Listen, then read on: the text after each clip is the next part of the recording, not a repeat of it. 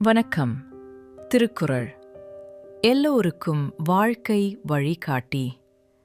எந்த வயதிலும் எந்த நிலைமையிலும் இது நம்மை மெதுவாக நல்லதொரு பாதைக்கு அழைத்துச் செல்லும் நெறி. நாள் ஒன்றுக்கு 2 நிமிடம் மட்டும் கேளுங்கள். புரியாவிட்டாலும் பரவாயில்லை, நடைமுறைப்படுத்த முடியாவிட்டாலும் கவலையில்லை. கேளுங்கள், மெதுவாக உங்கள் மனதில் ஒரு மாற்றம் உருவாகும். கடினமான நேரங்களிலும் கூட அது உங்களை அமைதியாகத் தூக்கும். உங்கள் வருகைக்கு நன்றி. லைக் பண்ணுங்கள், சப்ஸ்கிரைப் பண்ணுங்கள். வாங்க, இன்று நம்ம திருக்குறளை தொடங்கலாம். இன்றைய குறள் அதிகாரம் 14 ஒழுக்கமுடைமை. குறள் எண் 131. வணக்கம். இன்று நாம் ஒரு புதிய அதிகாரத்தை தொடங்குகிறோம். ஒழுக்கமுடைமை.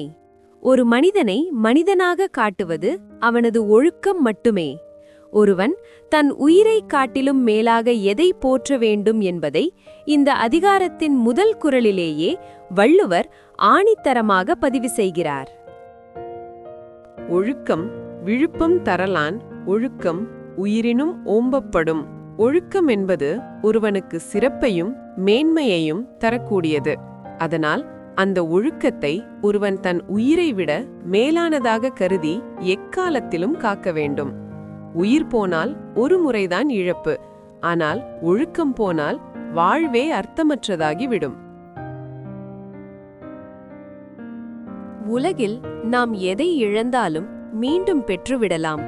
ஆனால் ஒழுக்கத்தை ஒருமுறை இழந்துவிட்டால் அந்த பழியை துடைப்பது மிக கடினம். அதனால்தான் வாழ்வின் ஆதாரமான உயிரை விடவும் வாழ்வின் கௌரவமான ஒழுக்கத்தை பெரிதாக மதிக்க வேண்டும் என்று வள்ளுவர் வழிகாட்டுகிறார்.